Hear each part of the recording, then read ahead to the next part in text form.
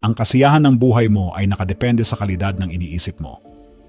Sa dami ng nangyayari sa paligid natin ngayon, social media, trabaho, stress at ingay, ang hirap mag-concentrate.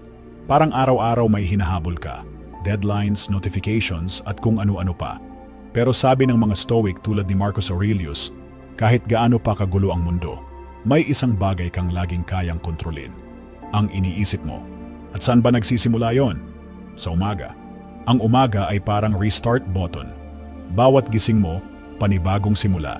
Kahit hindi mo hawak kung anong mangyayari buong araw, kaya mong kontrolin kung paano ka magsisimula. Para sa isang Stoic, hindi lang basta-basta ang umaga. Mahalaga ito. Dito mo pinapakita kung gaano kakahanda at kadisiplinado sa buhay. Isipin mo, paano ka gumigising? Pagod, malungkot, lutang, o kalmado at may direksyon. Madalas, kung paano mo sinimula ng araw mo, ganun din ang takbo ng buong araw mo. Kaya sabi ng mga Stoic, kung gusto mong baguhin ang takbo ng buhay mo, huwag kang maghintay ng pagbabago sa labas. Simulan mo sa sarili mong umaga. Ang Stoicism ay hindi lang tungkol sa pagiging matatag. Ito ay tungkol sa pagiging malinaw sa gusto mo, sa pag-iisip bago kumilos, at sa pagpili ng tamang reaksyon sa bawat sitwasyon. Kapag sinimulan mo ang umaga mo ng may pasensya, disiplina, at pasasalamat, mas buo ang loob mong harapin ang araw. Para kang mandirigmang handang sumabak sa laban. At hindi ito para sa special lang. Kung pinapanood mo ito, malamang isa ka sa mga taong seryoso sa pagbabago. Hindi ka lang bumangon para mag-survive. Bumangon ka para may gawin, may maabot, may maipagmalaki. Para sa mga Stoic, kahit ang simpleng paggising ay may kahulugan. Kasi ito ang unang desisyon mo sa araw. Magpapatuloy ka ba sa tulog o babangon ka kahit antok para ipakita na kaya mong kontrolin ang sarili mo? Walang perpektong umaga, pero pwede kang magkaroon ng makabuluhang umaga.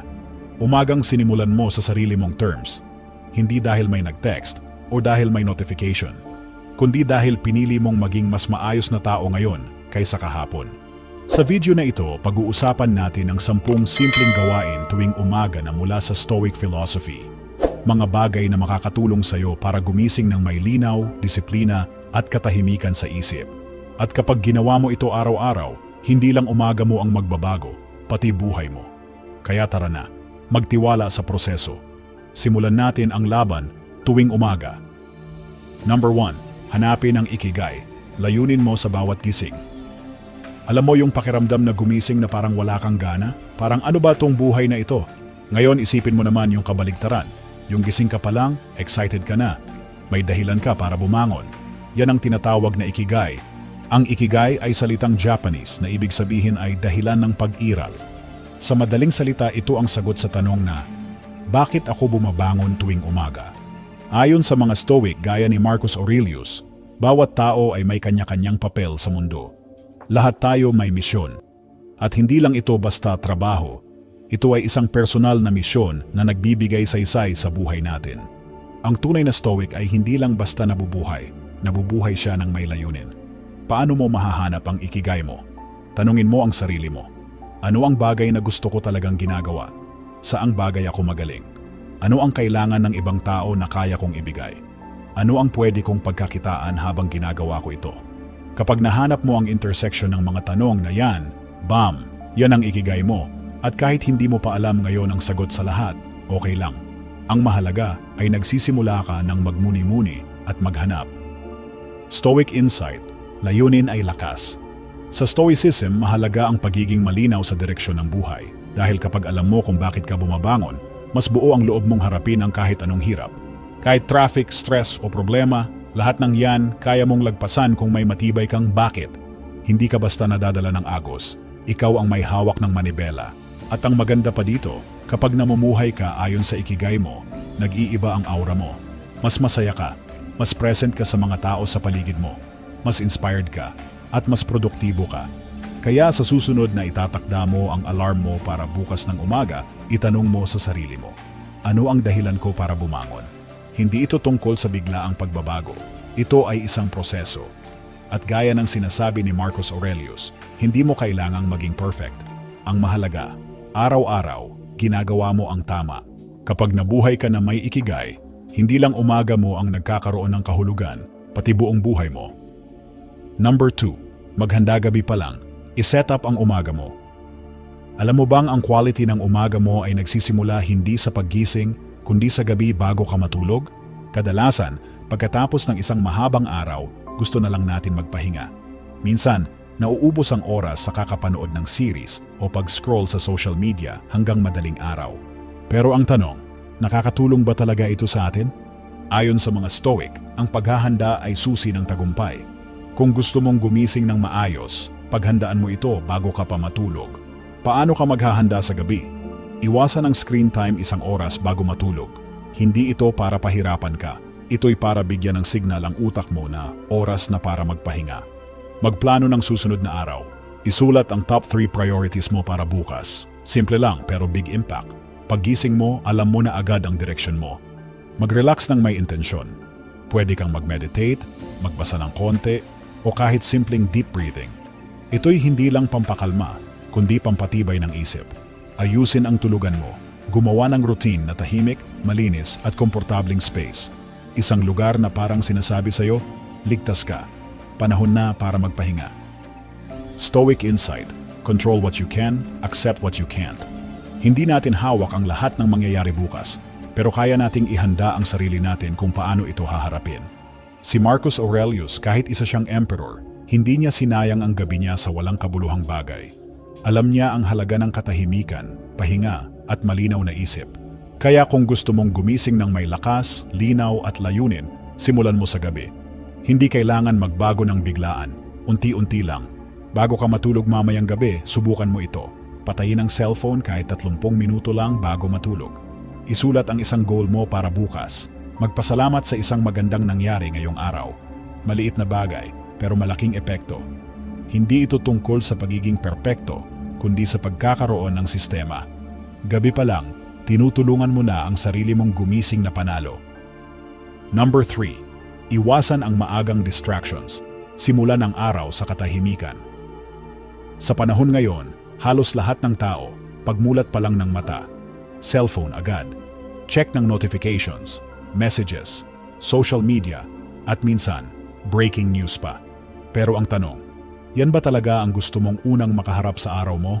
Ayon sa mga Stoic tulad ni Marcus Aurelius, ang kalidad ng buhay mo ay nakadepende sa kalidad ng atensyon mo. Kung saan mo inilalagay ang focus mo, doon ka rin dadalhin ng buhay mo. Ang kapangyarihan ng tahimik na umaga.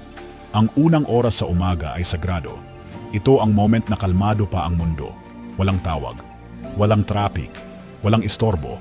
At sa panahon ngayon, ang katahimikan ay hindi lang regalo. Kapangyarihan ito. Kapag sinimulan mo ang araw mo sa katahimikan, ikaw ang may kontrol. Hindi ka basta-basta natatangay ng gulo ng mundo. Ikaw mismo ang pumipili kung ano ang papapasukin sa isip mo. Hindi ka reaksyon lang sa paligid mo. Ikaw ang direksyon. Paano iwasan ang distractions sa umaga? Huwag agad kunin ang phone, kahit 30 minutes lang. Bigyan mo ang sarili mo ng digital free space. Gamitin ang unang oras para sa sarili mo. Pwede kang mag-journal, mag-meditate, magbasa ng inspirational content, o simpleng tumingin sa labas habang umiinom ng kape. Gumawa ng morning routine na simple pero makabuluhan. Isang bagay na ikaw lang at ang katahimikan. Walang mundo, walang ingay, ikaw lang. Stoic insight, ang focus ay yaman. Ayon sa mga Stoic, kung gusto mong mabuhay ng maayos, alagaan mo ang iyong isip. At ang unang hakbang diyan ay ang hindi agad hayaan ang gulo ng mundo na pumasok sa utak mo. Kapag pinili mong huwag munang sumagot sa mga mensahe, huwag munang mag-scroll, pinipili mong unahin ang sarili mong kapayapaan. Hindi ito pagiging selfish. Ito ay self-respect. Dahil kung simula pa lang ng araw, gulo na agad ang iniisip mo, paano mo maaasahan na magiging kalmado at productive ang buong araw mo? Pero kung sinimulan mo ang umaga mo sa katahimikan, presence at linaw, mas magiging buo ang loob mo para harapin ang kahit anong dumating. Kaya bukas ng umaga, bago mo hawakan ang cellphone mo, tanungin mo muna ang sarili mo, anong gusto kong maramdaman ngayong araw? At kung sagot mo ay kapayapaan, focus, o kalinawan, simulan mo yan sa hindi pag-check ng notifications agad. Tahimik, buo ang loob, stoic. Number 4. Gumising sa pare-parehong oras, disiplina sa sarili, lakas sa araw. Alam mo yung pakiramdam na gigising ka ng alas 6 ngayon, tapos bukas alas 9, tapos sunod na araw alas 10? Hindi lang yan nakakagulo sa schedule mo, nakakagulo rin yan sa katawan at isip mo. Kaya para sa mga Stoic, mahalaga ang consistency. At isa sa pinaka-basic pero powerful na disiplina ay ang paggising sa pare-parehong oras araw-araw. Stoic Insight, ang disiplina ay kalayaan.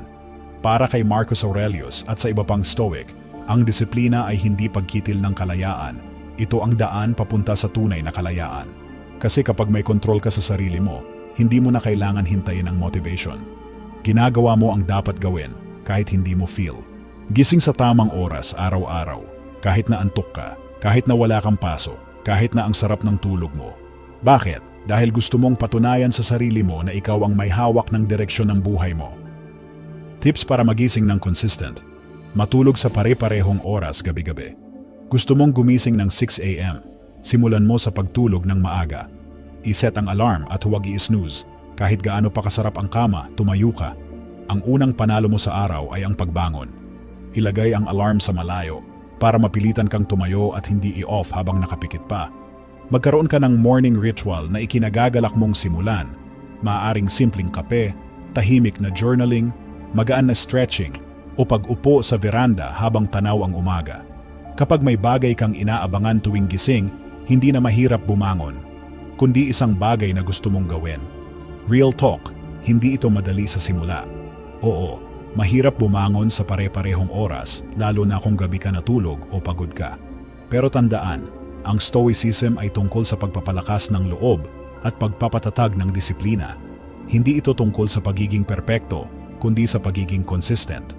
Kapag araw-araw mong pinipiling gumising ng maaga at sa tamang oras, parang sinasabi mo sa sarili mo, ako ang may hawak ng buhay ko, hindi ang antok, hindi ang kagustuhang magpahinga. Ako. At ang pinaka-rewarding part, makikita mo kung gaano karaming bagay ang kaya mong gawin sa isang umaga kapag hindi mo ito sinayang. Kaya simula bukas, subukan mong gumising sa parehong oras at panindigan mo. Hindi dahil gusto mong maging perpekto, kundi dahil gusto mong patunayan sa sarili mo na kaya mong panindigan ang mga desisyon mo. At sa mundong puno ng distraction, ang disiplina ay rare. Pero ikaw, hindi ka ordinaryo. Kaya mo yan. Number 5. Magpahinga kung kailangan. Self-compassion ay hindi kahinaan. Kapag naririnig natin ang salitang Stoic, madalas iniisip natin ang mga taong matigas, hindi umiiyak, laging disiplinado, walang reklamo. Pero ang totoo, ang Stoicism ay hindi tungkol sa pagiging bato. Ito ay tungkol sa pagiging totoo sa sarili at marunong umunawa sa sariling limitasyon. Sa simpleng salita, pwedeng magpahinga. At hindi mo kailangang mag-guilty kapag ginawa mo ito. Stoic Insight. Be strict with yourself but also kind. Si Marcus Aurelius, kahit emperor, ay paulit-ulit na pinapaalalahanan ang sarili niya sa kanyang mga pagkukulang. Pero hindi para saktan ang sarili, kundi para matuto at mag-move forward. Sa umaga, may mga araw talaga na hirap tayong bumangon. Minsan puyat ka, minsan emotional ka, minsan pagod ka lang talaga. At alam mo ba, okay lang yon. Ang mahalaga ay hindi ka susuko sa proseso. Ang Stoic mindset ay hindi never failed, kundi kapag nagkamali, bumalik agad sa tamang landas. Practical reminder, may araw na mapapapindot mo ang snooze. May araw na hindi mo masusunod ang buong routine mo. May araw na matetempt kang balikan ang dating gawi. Pero ang tunay na Stoic, hindi nakadepende sa perfect streak. Ang tunay na Stoic ay bumabangon kahit ilang beses siyang nadapa. Magpahinga para makabawi. Ang pagpapahinga ay hindi excuse. Ito ay reset. Ito ay self-awareness, na parte ng growth ay ang pag-intindi sa sariling rhythm. Minsan kailangan mong huminto sandali para makatakbo ulit ng mas malayo. Kaya kapag naramdaman mong nauubos ka, huwag mong pilitin ang sarili mo. Huminga, magpahinga, at bumalik ulit bukas na may panibagong lakas. Stoicism, katatagan at pag-unawa. Hindi mo kailangan maging mahigpit palagi. Maging totoo ka lang sa sarili mo. Disiplinado, oo, pero marunong ding magpatawad sa sarili kung kailan kailangan. Kapag pinagsama mo ang disiplina at compassion, doon ka nagiging tunay na matatag. Kaya kung may araw na hindi mo nasunod ang routine mo, tandaan mo lang, hindi ka bagsak, hindi ka talo, nagsisimula ka lang ulit. At bawat pagsisimula ay panibagong pagkakataon para lumapit sa version ng sarili mong gusto mong maging. Number 6. Maliit na disiplina, malaking pagbabago. Sa unang tingin parang walang epekto ang mga simpleng bagay sa umaga, gumising agad, ayusin ang kama, maghilamos, mag-journal saglit. Pero sa totoo lang, dito nagsisimula ang pagbabago. Ayon sa mga Stoic tulad ni Marcus Aurelius, ang karakter mo ay nabubuo sa mga maliit na desisyon na ginagawa mo araw-araw. Stoic insight: small things aren't small if they shape your soul. Ang paglalakad ng 1 kilometro ay nagsisimula sa isang hakbang, at ang pagbuo ng isang disciplined life ay nagsisimula sa maliit pero paulit-ulit na choices. Kaya wag mong mamaliitin ang pag-ayos ng kama pagkagising, pag-inom ng tubig bago magkape, pagsusulat ng 3 bagay na ipinagpapasalamat mo, pag-iwas sa phone sa unang 30 minuto. Sa mata ng iba, parang wala lang. Pero sa mata ng isang Stoic, ito ay mga desisyong bumubuo ng iyong pagkatao.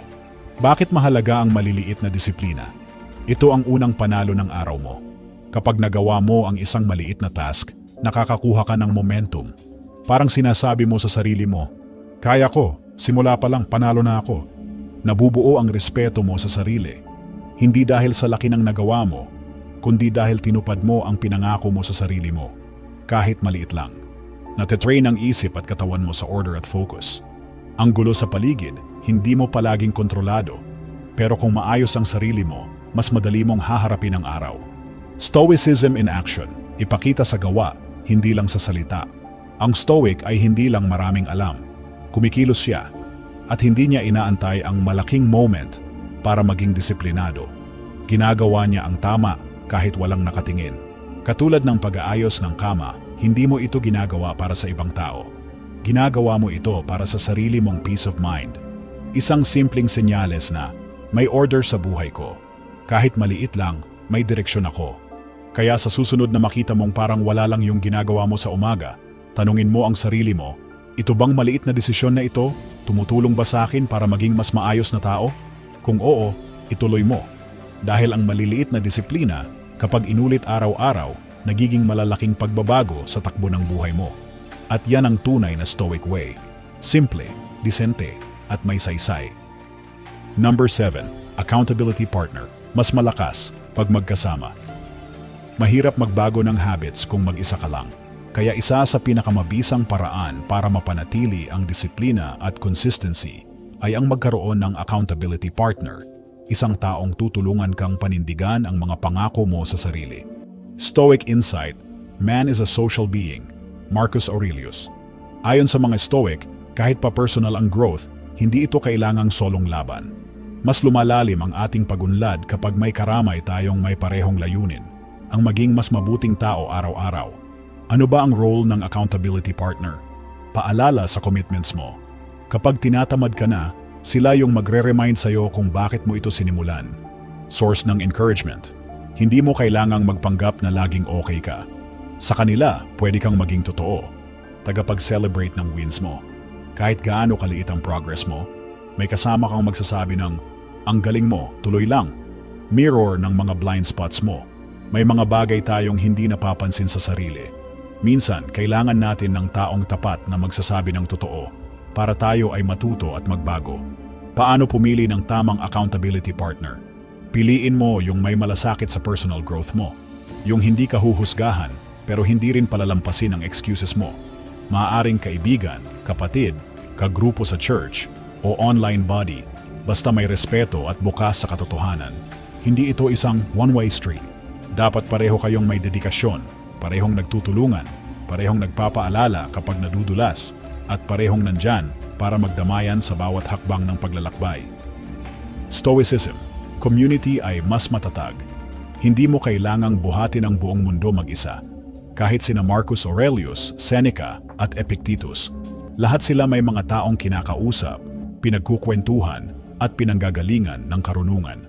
Kaya kung gusto mong mas maging consistent sa morning routine mo, humanap ng kasama sa journey na ito. Hindi dahil mahina ka, kundi dahil matalino kang humihingi ng suporta para sa mas matibay na pundasyon.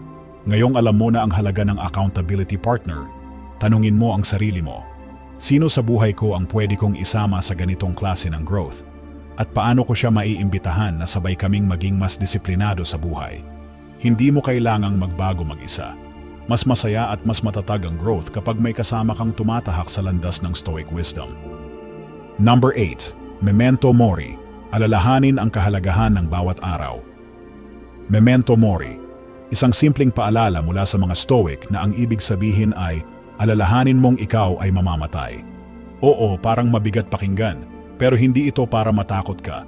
Ito ay para magising ka, para maalala mo na ang bawat araw, bawat gising, bawat hininga ay hindi garantisado. Stoic insight, you could leave life right now. Let that determine what you do, say, and think. Marcus Aurelius. Para sa mga Stoic, ang pag-alala sa kamatayan ay hindi nega. Ito ay paalala na mahalaga ang bawat sandali, na wala tayong oras para sayangin sa galit, inggit, procrastination, o kung ano pang walang saysay. Kapag gumising ka sa umaga, nadala ang pag-unawang hindi ito habang buhay, mas pinapahalagahan mo ang mga simpleng bagay. Ang liwanag ng araw, ang tawanan ng mahal mo sa buhay, ang katahimikan habang nagkakape. Anong epekto ng memento mori sa umaga mo? Nagiging malinaw ang priorities mo. Hindi ka na basta-basta nagpapalipas ng oras. Pinipili mong unahin ang mahalaga. Mas kalmado kang humaharap sa stress. Dahil alam mong temporary lang ang lahat, pati problema, mas marunong kang magpasalamat. Dahil sa halip na magreklamo sa gising, naiisip mong, buti nga may isa pa akong araw. Isang simpleng practice sa umaga. Bago ka bumangon o habang nagkakape, tanungin mo ang sarili mo. Kung ito ang huling araw ko, magiging proud ba ako sa kung paano ko ito gugugulin? Hindi ito para malungkot ka, kundi para tumino ka. Para gisingin ang puso mo sa katotohanang wala tayong hawak kundi ang ngayon. Stoicism, living with purpose. Ang Stoic ay hindi natatakot sa kamatayan. Ang Stoic ay natatakot sa buhay na walang direksyon. Sa buhay na puro delay, puro mamaya na, puro bukas na lang. Pero ngayon ang pagkakataon mo. Binigyan ka ng panibagong araw. Kaya gamitin mo ito ng may layunin. Sa tuwing gigising ka bukas, huwag lang basta bumangon. Bumangon ka na may pasasalamat, na may paninindigan, na may paalala na ang bawat araw ay regalo, hindi karapatan. Memento mori, at dahil dito, memento vivere, alalahanin mong mabuhay. Number 9, negative visualization, maging handa sa mga pagsubok. Lagi tayong sinasabihan na think positive, mag-visualize ng tagumpay, kasiyahan, at magandang kinabukasan. Walang masama doon. Pero sa Stoic philosophy, may isa pang teknik na mas malalim at mas praktikal. Ito ang tinatawag na negative visualization o sa Tagalog, pag-iisip ng mga posibleng pagsubok. Stoic insight. He robs present ills of their power who has perceived their coming beforehand. Seneca. Ang ideya ay simple. Isipin mo ang mga bagay na maaaring hindi maganda. Malate ka sa trabaho. Ma-reject ang proposal mo. Magkaaberya sa biyahe. Mawala ang isang bagay na mahalaga sa'yo. Hindi ito para takutin ang sarili mo, kundi para ihanda ang isip at puso mo. Para kung sakaling mangyari nga, hindi ka basta matitinag. Paano ito gawin sa umaga? Kapag tahimik pa ang umaga, isiping mabuti. Paano kung hindi ko makuha ang gusto ko ngayong araw? Paano kung may humarang sa plano ko? Paano kung may hindi inaasahang problema? At pagkatapos mong isipin yon, itanong mo naman, ano ang tamang reaksyon ko kung mangyari nga ito? Paano ako mananatiling kalmado? Ito ang tinatawag na mental rehearsal. Parang training sa isip para maging mas matatag ka kapag may dumating na problema. Resulta ng negative visualization, hindi ka madaling mabigla. Dahil napaghandaan mo na sa isip mo, mas kalmado kang magdesisyon, hindi ka driven ng emosyon, may presence of mind ka. Mas appreciative ka sa ngayon dahil naisip mong pwede pala itong mawala, kaya mas pinapahalagahan mo. Paalala, hindi ito pagiging nega, hindi ito iniimbita ang malas. Ito ay Stoic mindset ng paghahanda. Ang pagkakaiba lang, ang iba umaasa lang na sana okay ang araw. Ang Stoic, sinasabing, kahit hindi okay, kakayanin ko. Kaya bukas ng umaga, bago ka lumabas ng bahay, subukan mo ito. Isipin mo ang mga posibleng humadlang sa'yo. At ihanda mo ang sarili mong harapin ito ng may composure, tapang at kalinawan. Iyan ang Stoic way, hindi pag-iwas sa problema, kundi paghahanda sa kahit anong pwedeng mangyari. Number 10. Tapusin ang araw sa pasasalamat, reflecting on the day's gifts. Kung paano mo sinimulan ang araw mo ng may intensyon, ganun din dapat kung paano mo ito tatapusin na may pasasalamat. Sa Stoicism, ang gratitude ay hindi lang magandang asal. Isa itong disiplina, isang paraan para ituon ang isip mo sa kung anong meron, sa halip na magreklamo sa kung anong kulang. Stoic insight. He is a wise man who does not grieve for the things he has not, but rejoices for those which he has. Epictetus. Araw-araw, may mga bagay na hindi natin napapansin. Yung tahimik na kape sa umaga, yung simpleng ngiti ng isang kaibigan, yung katahimikan bago matulog. Madalas, ito pa nga ang nagbibigay lakas sa atin, hindi yung malalaking achievements, kundi mga munting biyaya na napakahalaga. Paano mag-practice ng gratitude tuwing gabi? Una, mag-journal bago matulog. Isulat ang 3 bagay na ipinagpapasalamat mo mula sa araw na yon. Pwedeng maliit, pwedeng malaki. Basta totoo. Pangalawa, i-replay ang araw mo sa isip. Anong nagawa mong maayos? Sino ang napasaya mo? Ano ang natutunan mo? Pangatlo, i-acknowledge kahit ang mga hindi maganda. Minsan, ang mga problema ang nagtuturo sa atin ng pinakamahalagang aral. Pasalamatan mo rin ang mga yon. Bakit mahalaga ang pasasalamat? Nagpapakalma ito sa isip. Hindi mo bitbit ang stress sa pagtulog. Mas mahimbing ang pahinga mo. Binabago nito ang perspective mo. Mula sa kulang pa, patungong, ang dami ko palang meron. Pinapanday nito ang puso mo sa kabutihan. Kapag marunong kang magpasalamat araw-araw, mas malapit ka sa kapayapaan at kasiyahan. Ang Stoic ay hindi reklamo ng reklamo. Hindi siya naghahanap ng sobrang dami, pero pinapahalagahan niya ang anong meron. Dahil alam niyang ang tunay na yaman ay galing sa mindset, hindi sa material. Kaya ngayong tapos na ang araw mo, tanungin mo ang sarili mo. Anong 3 bagay ang ipinagpapasalamat ko ngayong araw? Paano ko mas pahahalagahan ang buhay bukas? Tapusin mo ang araw mo hindi sa pag-scroll, hindi sa pagkabitin ng isip, kundi sa tahimik na pasasalamat. Kahit hindi naging perpekto ang araw mo, may dahilan pa rin para ngumiti. At kapag natutunan mong maging grateful araw-araw, mas magiging magaan, mas malinaw, at mas masaya ang umaga mo bukas. Hindi mo kailangang magbago bigla. Ang kailangan mo lang ay magsimulang muli bawat araw. Gamitin ang 10 Stoic morning practices na ito, hindi lang para gumanda ang umaga mo, kundi para gumaan ang buong buhay mo. Salamat sa pagsama sa journey na ito. Kung nakatulong sa iyo ang video na ito, i-like mo na ito, mag-comment kung anong practice ang gagawin mo bukas, at huwag kalimutang mag-subscribe. Sabay-sabay tayong lumakas, katawan, isip, at loob. Ikaw ay Stoic, at ang Stoic gumigising ng may layunin.